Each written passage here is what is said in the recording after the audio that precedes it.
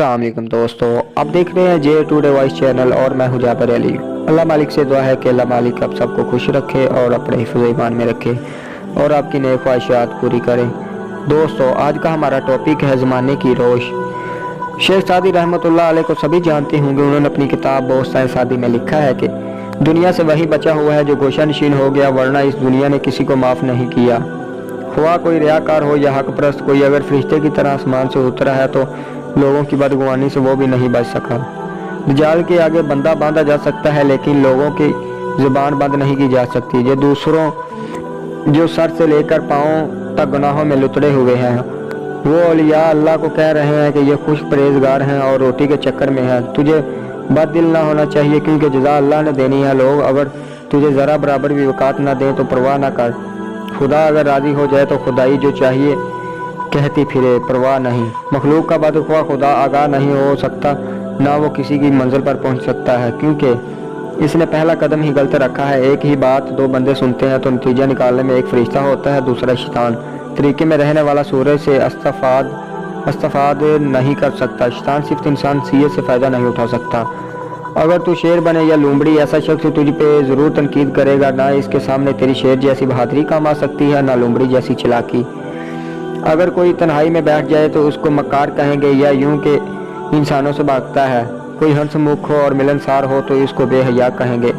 कोई मालदार है तो इसको फ़रौन व कारन साबित करेंगे। कोई फ़कीर तंग दस्त है तो इसकी गुर्बत को बदबोही पर महमूल करेंगे। कोई अगर मर्तबे मकाम से गिर जाए तो खुशियाँ मनाएंगे कि इसका कब्र टूटा है, ये भी फ़रौन बना हुआ था। अगर किसी गरीब की अल्लाह ताला ने मदद की और इसको मालदार बना दिया तो कहेंगे कैसा कमीना ज़माना है जो कमीनों के ऊपर ला रहा है। अगर तेरा कारोबार ठीक चल रहा है तो तुझे दुनियादार लालची कहेंगे, और अगर तू इनकी मान कर घर बैठ जाए बेकारी और हडराम पकी पकाई खाने वाला कहेंगे। अगर तू बोलेगा तो तुझे बकवासी तलबा कहेंगे, और तू खामोश हो जाएगा तो हमाम की तस्वीर बताएंगे। बुरे बार लोगों की बुज़दिल और ज़बरदस्त शख्स को पागल कहते हैं। कम खाने वाले के बारे में कहेंगे कि इसका माल तो दूसरों के ही काम आना है, और खाने पीने वालों को पीटू कहेंगे। कोई मालदार अगर सारी ज़िंदगी गुजार दे और ज़ेब व ज़ीनत को आर समझे तो तलवार की तरह ज़बान चलाएंगे, बड़ा कंजूस है। और अगर कोई कोठी बंगले में ठाठ बाट से रहने लगा तो इसको औरतों की तरह बनावा संगार का ताना देंगे। कोई जितना भी इबादत गुजार होगा, अगर इसने सफ़र नहीं किया तो स्याह लोग इसे मर्द ही नहीं समझते कि बीवी के पहलू में बैठने वाला है। जहाँ दीदा शख्स को यूँ ताना देंगे कि बाद वक्त सर फिरा है।